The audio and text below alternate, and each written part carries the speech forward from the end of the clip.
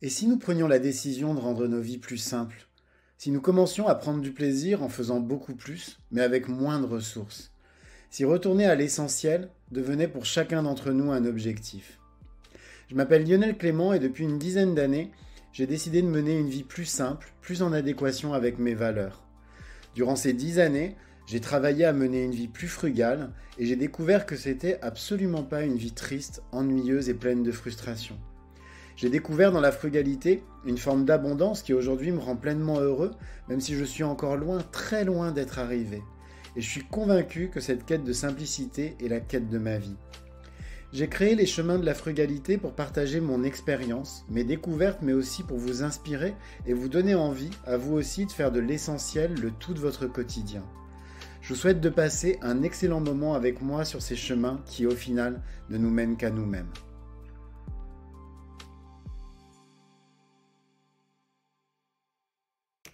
Il y a encore une dizaine d'années, mener une vie plus frugale, c'était clairement le cadet de mes préoccupations. En fait, je voulais gagner de l'argent, beaucoup d'argent, et les possessions matérielles, c'était pour moi des marqueurs sociaux, des symboles, qu'à mes yeux, en fait, je valais quelque chose, que j'existais. Et c'était pour moi vraiment des confirmations que j'avais raison d'avoir effectué ces choix de vie. En 10 ans, beaucoup de choses ont changé. Et puis surtout, mon regard sur ma vie et le sens que je voulais lui donner. Dans cet épisode, je vais vous parler un petit peu de mon parcours, des raisons qui m'ont fait prendre conscience qu'avoir une vie plus frugale, c'est-à-dire avec beaucoup moins de possessions et puis aussi beaucoup moins d'ambition, mais beaucoup plus d'être, c'était non seulement possible, mais le meilleur objectif que je pouvais me donner dans ma vie. Il faut savoir en fait que j'ai longtemps cru que la réussite sociale, elle était synonyme d'accumulation et d'abondance. En fait, je me rappelle quand j'étais petit, on me disait quand tu seras grand et que tu auras beaucoup d'argent.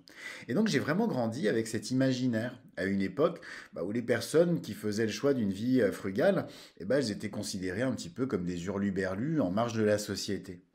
Dans cet imaginaire, réussir sa vie, ça n'avait rien à voir avec ce qu'on était, c'est-à-dire les valeurs qu'on avait développées, sa vision du monde, ou encore son rapport aux autres ou à son environnement. Réussir sa vie, ça signifiait posséder, et si possible, un maximum de choses. Par exemple, avoir une voiture ou même plusieurs grosses voitures, avoir une très grande maison, avoir beaucoup d'argent, avoir des enfants, etc. Et toutes ces choses, elles étaient censées me conférer deux choses, justement. Premièrement, la sécurité, c'est-à-dire la certitude complètement fictive, mais quand même une certitude, qu'en gros, il pourrait rien m'arriver. Et puis la reconnaissance sociale, puisque je serais alors devenu, en fait, si en faisant tout ça, un citoyen qui compte, c'est-à-dire un élément actif du système, et puis de la sacro-sainte croissance économique. J'ai donc grandi comme ça, renforcé dans cette conviction par une enfance dans laquelle le manque était permanent. J'ai eu une enfance où j'avais très très peu. Et donc ça m'a encore renforcé dans cette idée que adulte, il faudrait au contraire que j'ai beaucoup. Et même si au fond de moi, je me sentais pas nécessairement en harmonie avec ces idées déjà à l'époque, j'ai vraiment tout fait pour atteindre ces objectifs-là. Tout jusqu'à mon premier burn-out. Alors, mon premier burn-out, c'est un petit peu tout ce qui m'a fait tout remettre en question. À ce moment-là, on est en 2012 et je suis directeur d'une des plus belles et des plus grosses librairies de Grenoble.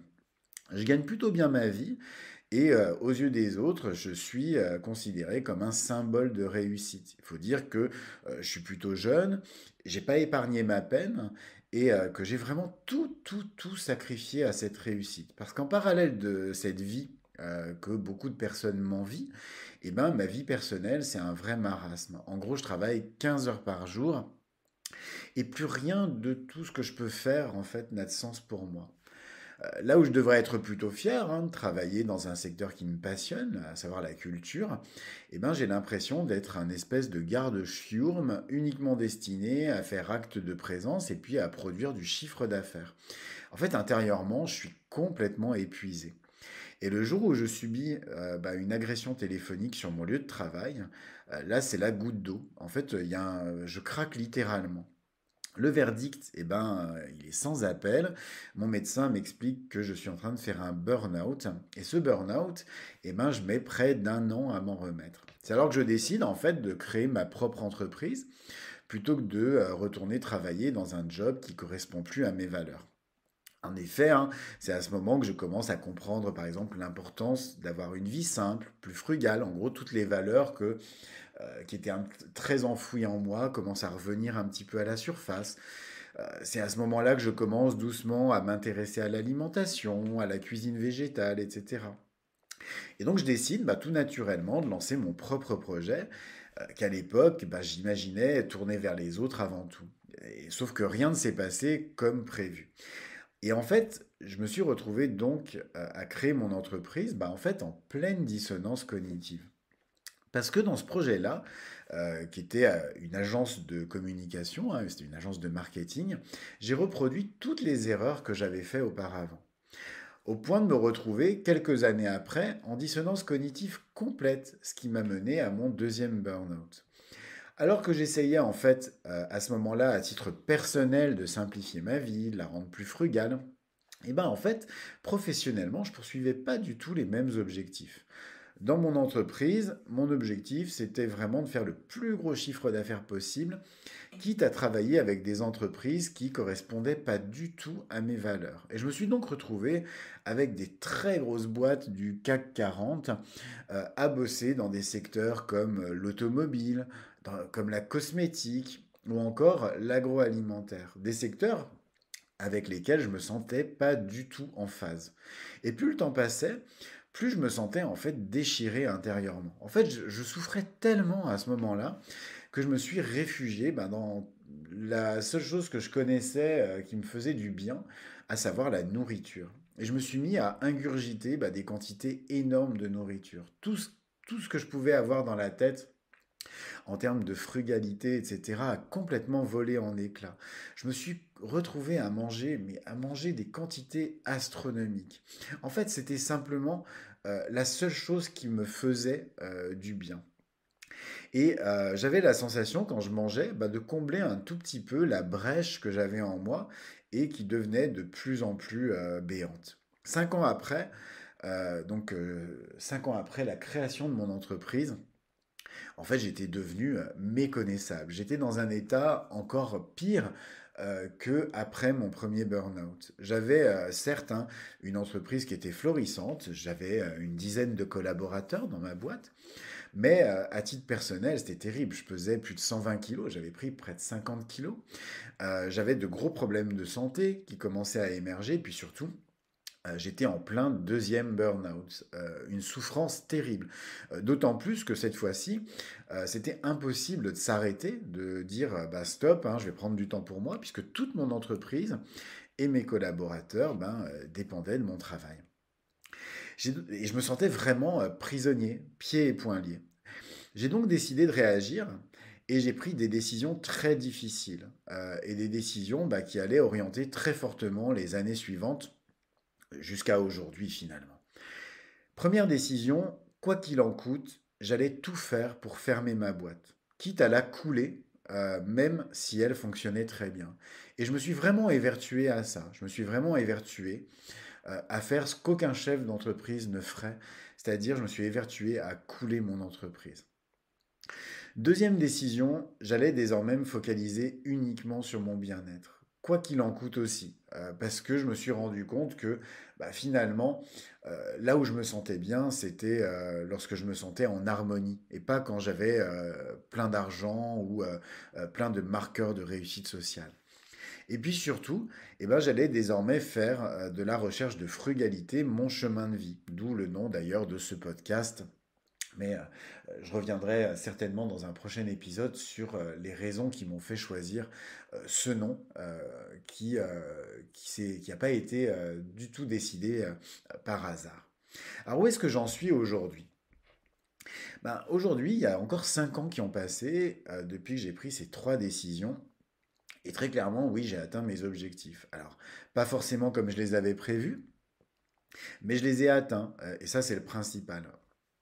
pas comme je les avais prévus, parce que oui, effectivement, par exemple, j'ai bien coulé ma boîte.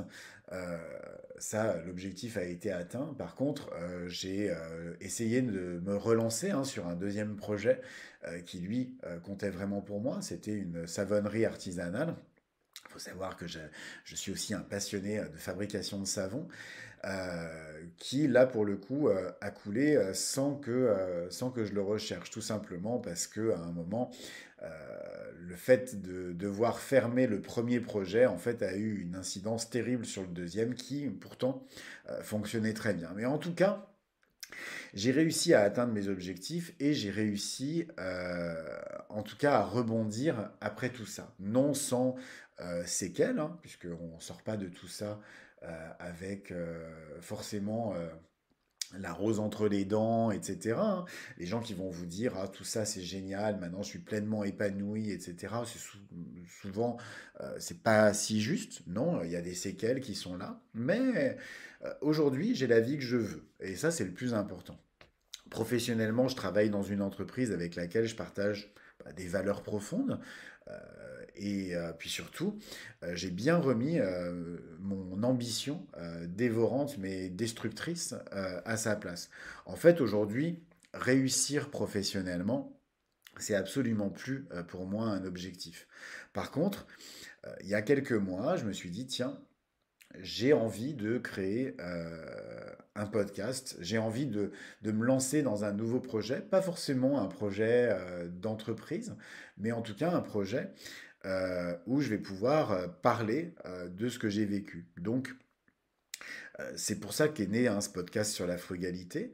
Alors, pas avec un objectif de donner des grandes leçons aux autres, mais simplement un podcast pour témoigner de mon chemin. Un chemin qui n'engage que moi, qui n'a aucune vocation en soi à être exemplaire en tout cas, mais un chemin où j'ai appris pas mal de choses que je peux partager. Et puis aussi, hein, un podcast où je vais avoir la possibilité de parler de mes passions, dont l'alimentation frugale.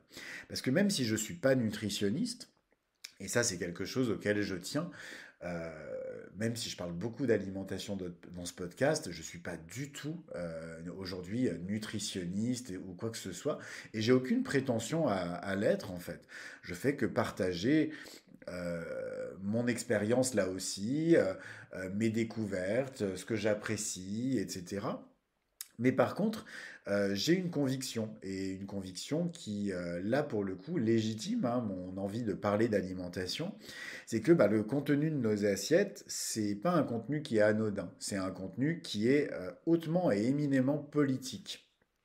En fait, un contenu qui, en fonction des choix qu'on fait, influe directement hein, sur le monde tel qu'il est, et puis le monde tel qu'on se le représente. Aujourd'hui, euh, l'alimentation, la manière dont on mange, euh, a un impact global sur la planète, et je pense que c'est euh, une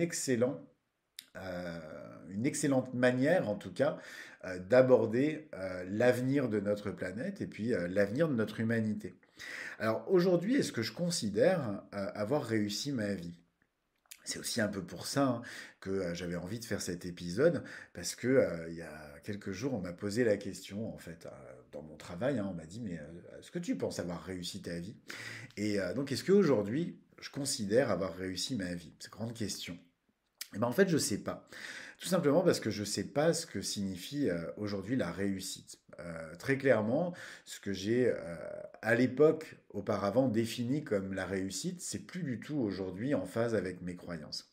Par contre, ce que je peux dire, c'est que j'ai fait de mon mieux. Alors j'ai fait plein d'erreurs. C'est pour ça que mon parcours, je le considère pas du tout comme un parcours inspirant. J'ai fait toutes les erreurs possibles, euh, toutes les erreurs qu'il était envisageable de faire. Mais par contre, j'ai fait de mon mieux. Et je suis plutôt fier en fait du chemin accompli. Vous voyez, j'ai aujourd'hui 49 ans dans quelques jours. J'apprends et je me dis l'un dans l'autre, je suis plutôt fier de ce que j'ai fait pendant toutes ces années. Et puis ce chemin, qui est un chemin aujourd'hui passionnant, hein, dans lequel je me suis engouffré depuis maintenant quelques années, eh ben, il est passionnant et puis il est loin, vraiment très loin d'être terminé. C'est un chemin pour moi hein, qui est vraiment sans fin et dans lequel je me sens, en l'arpentant, pleinement en accord avec moi-même. Et ça, c'est le plus important. Et aujourd'hui, c'est très clairement ma priorité, c'est de ne plus en fait faire de concessions avec mon propre bien-être et avec ce que je considère être important dans mon chemin de vie. C'est vraiment aujourd'hui ce qui va me guider dans les années qui viennent hein, et ce qui va me guider aussi dans ce podcast dont on va être clair, hein, je ne sais absolument pas aujourd'hui comment il va évoluer. Vous voyez, je poste depuis maintenant bientôt 4 mois un épisode tous les jours de ce podcast sans trop savoir en fait euh, l'incidence que ce podcast peut avoir. J'ai un petit peu tous les jours, vous voyez, la sensation de jeter une bouteille à la mer. Mais voilà, hein, ça se fait et c'est une discipline que j'apprécie. J'apprécie ce moment justement d'écriture et ce moment qui me permet de prendre du recul par rapport à ce que je vis. Donc, je ne sais pas du tout, mais en tout cas, ce chemin, j'ai envie de l'arpenter, j'ai envie de le poursuivre, et très clairement, aujourd'hui, c'est ma priorité sur toute autre forme de considération, à savoir des considérations de réussite personnelle ou quelles que soient les autres considérations que je pourrais avoir. Cet épisode des chemins de la frugalité est maintenant terminé. Alors comme d'habitude, je vous invite, si vous aimez mon podcast, à vous y abonner et pourquoi pas à lui mettre 5 étoiles sur votre plateforme de podcast préférée. Ça va beaucoup m'aider à bien le référencer, c'est-à-dire à faire connaître mon travail. Et puis sinon, vous pouvez le partager autour de vous afin de le faire connaître à vos proches. En attendant, je vous souhaite à tous une très belle journée et puis je vous dis à demain pour un nouvel épisode. Au revoir.